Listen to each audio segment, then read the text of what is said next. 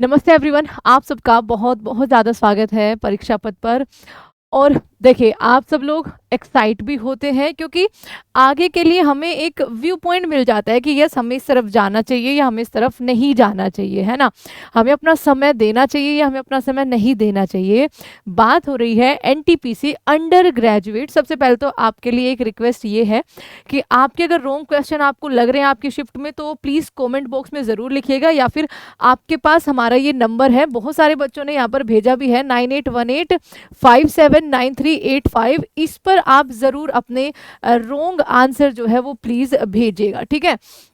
Wrong questions जो आपको लगता है कि ये गलत जवाब दिया और हम इसमें सही है, ठीक है, और इसमें हम ऑब्जेक्शन कर सकते हैं क्योंकि टाइम लिमिट है, आपका ज़्यादा दिन नहीं है।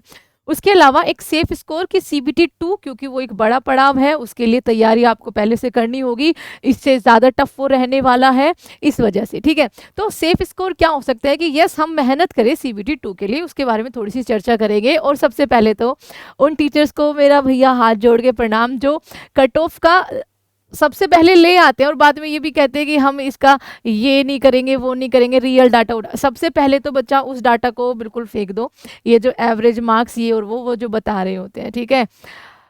उनसे मेरा मतलब ये है कि वो जो एवरेज मार्क हर शिफ्ट वाइज बन रहे हैं ना, वो आपका इस वाले एग्जाम में नहीं काम आएंगे, क्योंकि इस वाले एग्जाम में या तो बच्चे बिल्कुल 10 या 15 नंबर करके आए हैं, या फिर 40-50 पे है, या फिर वो 80-90 पे भी है, तो उसमें एवरेज जब निकालने जाएंगे तो वो कम ही आएगा। और ये बात आप अभी रिकॉर्ड भी कर सकते हो, लिख सकते हो कि कट ऑफ कम नहीं जाएगी, ये आप लिख लो।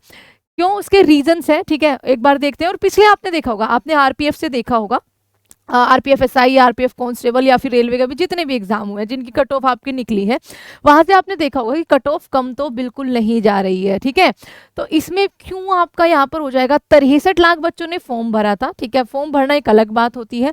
बोला जा रहा है कि 43 से 44% बच्चों ने एग्जाम दिया, वो एग्जाम में अपीयर हुए हैं। उससे भी कोई मतलब नहीं होता बच्चा, आपका 63 लाख का 43 या 50% भी मान लो, कितना हो जाएगा आपका, तो 30 दूनी आपका यहाँ पर 60 हो जाएगा, ठीक है। तो ये आपका लगभग 50 के मतलब मान के चलिए कि 30 से 33 लाख बच्चों ने आपका एग्जाम दिया होगा, इतना तो मान के चलेंगे ना आप, ठीक है। चलो, इतने बच्चों ने एग्जाम दिया होगा, वो भी आपका कोई मैटर नहीं करता। डाटा मैटर करता है मुश्किल से 4 से 5 लाख बच्चों का, ठीक है, जो एक्चुअल में उसके लिए मेहनत करके गए हैं, जो ये नहीं गए कि हमारा पहला टाइम था, चलिए देख लेता हूँ कैसा माहौल होता है, अरे फॉर्म भर दिया, 400 रुपये वापस आने, चलिए एग्जाम देने जाता हूँ, ठीक है। नहीं, रियल वाले बच्चे वो कम ही होते हैं और उन्हीं से कट ऑफ का निर्धारण होगा, ये आप लोग समझ लीजिए, ठीक है। तो चलो एक बार देखते हैं, पोस्ट आपकी यहाँ पर कितनी थी, 3445। सबसे पहले तो पोस्ट इतनी कम है ना, पोस्ट बहुत ज्यादा कम है, और फॉर्म फिलअप करने वाले बच्चे इसमें कम नहीं थे, आपका ग्रेजुएट से ज्यादा बच्चे थे इसके अंदर, क्योंकि इसमें आपका 12th वालों ने तो भरा ही है, इसमें ग्रेजुएट वालों ने भी भरा है जिनकी अच्छी तैयारी थी आपकी ऑलरेडी, ठीक है। तो ये आपका सबसे बड़ा फैक्टर है कि कट ऑफ आपकी हाई जाने वाली है। CBT 2 के लिए 15 गुना बच्चे जो है लिए जाएंगे, दैट मीन्स कि मात्र आपका अगर इसका 15 गुना इतना ही होता है बच्चा, लगभग मान लीजिए 50,000 या 52,000 बच्चे लिए जाएंगे आपके, ठीक है। 52,000 बच्चे आपके लिए जाएंगे यहाँ पर CBT 2 जो देंगे, ठीक है। अब आपका यहाँ पर ये देखिए कि आपका एग्जाम चला है कई दिनों तक, है ना, अगस्त से लेकर सितंबर, 9 सितंबर को आपका लास्ट था, आपका लास्ट शिफ्ट। तो उसमें जो है आपके जो बच्चे थे, उसमें ये भी बोल रहे हैं कि बहुत हार्ड शिफ्ट भी पूछी गई है और इजी शिफ्ट। हालांकि ये नहीं है कि बहुत इजी शिफ्ट तो कोई नहीं रही है, हाँ, इजी टू मॉडरेट, आपका मॉडरेट लेवल पे रही है, और फिर मॉडरेट टू टफेस्ट लेवल पे रही है, जिसमें हम सबसे पहले बात करें 8 अगस्त की। बोला जा रहा है कि 8 अगस्त की जो फर्स्ट शिफ्ट थी उसकी जीके जो है वो टफेस्ट थी, लेकिन सेकंड और थर्ड शिफ्ट आपका ओवरऑल टफ थी। 21 अगस्त की थर्ड शिफ्ट और 1 सितंबर की फर्स्ट शिफ्ट, ये आपको काम आएगी जिनका भी इन शिफ्टों में एग्जाम था, कि आपको नॉर्मलाइजेशन में अच्छे मार्क्स मिलने वाले हैं, ठीक है। अच्छे मार्क्स आपके बढ़कर जो है वो आने वाले हैं नॉर्मलाइजेशन में। और अब अगर हम बात करें कट ऑफ की, तो आपने जितने ने भी मैसेज किया है, जितने बच्चों ने भी मैसेज किया है, एक सेकेंड रुकिए, जस्ट अभी आ ही रहे हैं, वेरी गुड। 70 ज्यादातर जो आए हैं, या तो वो बच्चों के मैसेज आपके अभी जो रिसेंट आया उनके 70 आए हैं, ठीक है, या तो वो आपके आ रहे हैं 69 वाले, 68 वाले, 70 वाले, 79 वाले, 70 प्लस, ये वाले मार्क्स जो है वो सबसे ज्यादा आ रहे हैं। और ये तो वो बच्चे हैं मतलब बहुत कम बच्चे हैं ये। सोचिए ये जो आपका 65 प्लस मार्क्स वाले बच्चे होंगे ना, वो इस डाटा को जो ये आपका 50,000 वाला है, यकीन से कह रही हूँ कि वो उसको पार कर चुके होंगे और वही बस कट ऑफ बनाएंगे अब बच्चे, ठीक है। उनसे नीचे वाले आप दूसरे एग्जाम के लिए यहाँ पर तैयारी बिल्कुल कर लीजिए, ये एक आपसे रिक्वेस्ट। और इसमें कुछ भी ये नहीं है कि अरे मैम इतनी हाई थोड़ा ना जाती है कट ऑफ आएगी उसके बाद देखना। भी मैं एक वीडियो देख रही थी ऐसे ही, उन्होंने 60 के आसपास कट ऑफ बता रखी है। मैंने कहा यार ये तो कोई बात नहीं होती कि इतनी कम वैकेंसी के साथ इतने ज़्यादा बच्चे एग्जाम देने गए हैं, ठीक है। वो बात भूल जाओ बच्चा कि 43% के आसपास बच्चों ने दिया है, वो हर एग्जाम में ऐसे ही करते होता है, ठीक है। तो यहाँ पर आपका सेफ स्कोर, अब हम एक बार बात कर लेते हैं कि आप CBT 2 के लिए तैयारी कर लीजिए, ठीक है। रो स्कोर और यहाँ पर थोड़ा सा अनुमान लगाने की कोशिश करेंगे, कोशिश तो बच्चा हर बार करनी ही चाहिए, ठीक है।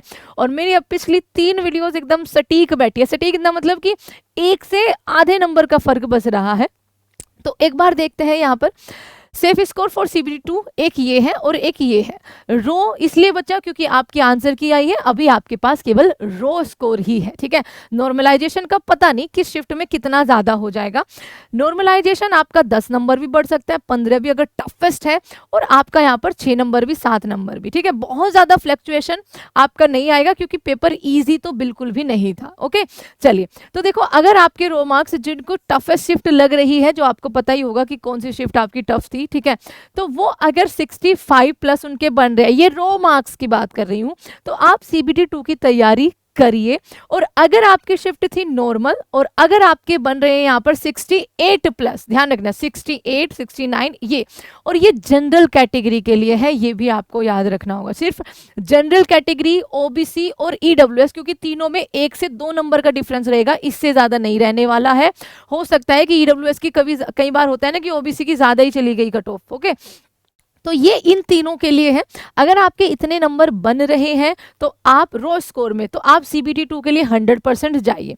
इन्हीं में ही जैसे मान लीजिए SC की बात करें तो इन्हीं में बच्चा आपका यहाँ पर 4-4 नंबर कम कर लेना, ठीक है। 4 से 5 नंबर कम करके आपका यहाँ पर दोनों में, टफ में और नॉर्मल शिफ्ट में बन रहे हैं, बिल्कुल जाइए। और ST की अगर मैं बात करूँ तो आप सबके अगर नंबर, रो मार्क्स की बात कर रही हूँ, 60 है, 60 से ज्यादा है तो 100% करिए। आपको तो नॉर्मलाइजेशन का भी वेट नहीं करना है, ये आपको ध्यान रखना है, ठीक है।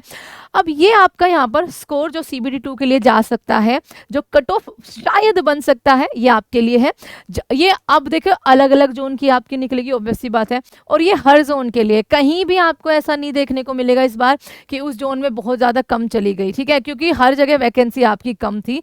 तो ये आपका जोन वाइज है, ठीक है, 75 से 80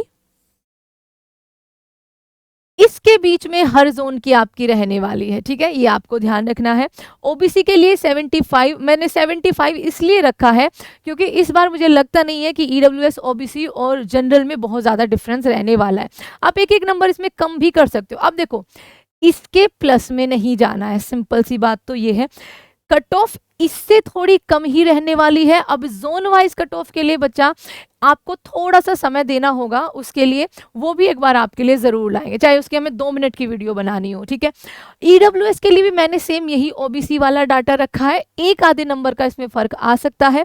SC के लिए आफ्टर द नॉर्मलाइजेशन आपका 69 से 72 के बीच में है, और ST के लिए 65 के आसपास अगर आपके बन आफ्टर द नॉर्मलाइजेशन, मैंने बोला ना ST में तो 60 है ना आपके, तो आप सिंपल जाइए CBT 2 की तैयारी करिए, ठीक है। और ST के लिए मेरे हिसाब से ये आपकी रहने वाली है आफ्टर द नॉर्मलाइजेशन। आपको लगेगा मैम इतनी हाई कट ऑफ क्यों बता दी, सबसे पहले ये आफ्टर नॉर्मलाइजेशन है और कट ऑफ जो है वो इसी के आसपास आपकी रहने वाली है, 65 से नीचे। मैं चलिए एक और बना देती हूं, आपका 68 से नीचे तो कट ऑफ आपकी जाएगी ही नहीं। जो आपके मेन जोन है, एक आधा जोन बच्चा की वहां से बच्चे ने फॉर्म ही नहीं भरा, कंपटीशन हद से ज्यादा कम था, वैकेंसी ठीक ठाक थी, वहां पर कह सकते हैं एक एक्सेप्शन रहेगा। बाकी मैं हर जोन की एक बार वैकेंसी देख के कितने बच्चों ने वहां एग्जाम दिया है, जोन वाइज कट ऑफ भी आपके लिए लाऊंगी। बाकी 68 आफ्टर द नॉर्मलाइजेशन, 68 से नीचे आपकी जो मेजर जोन है वहां कट ऑफ नहीं जाएगी, उससे हाई ही जाएगी। इस वजह से मैंने ये कट ऑफ अपने हिसाब से रखी है। अब आप इसमें कमेंट बॉक्स में जो आपका मन करे वो कह सकते हैं, बाकी मेरे लिए तो यही रहेगी, ठीक है। तो चलिए एक जोन वाइज लाएंगे, उसमें देखेंगे कि क्या कोई चेंज आ सकता है। तो till then take care everyone, bye bye and hope for the best. CBT 2 के लिए आपको बहुत बहुत शुभकामनाएं, जिनके भी अच्छे मार्क्स जो है वो बन रहे हैं। और आपको मैंने नंबर दिया है, वहां पर अपने रॉन्ग क्वेश्चन जरूर भेजेगा कि मैम ये क्वेश्चन हमें लग रहा है कि ऑब्जेक्शन उठाना चाहिए, तो उसमें हम आपकी हेल्प जरूर करेंगे। चलिए, thank you so much everyone, bye bye and take care.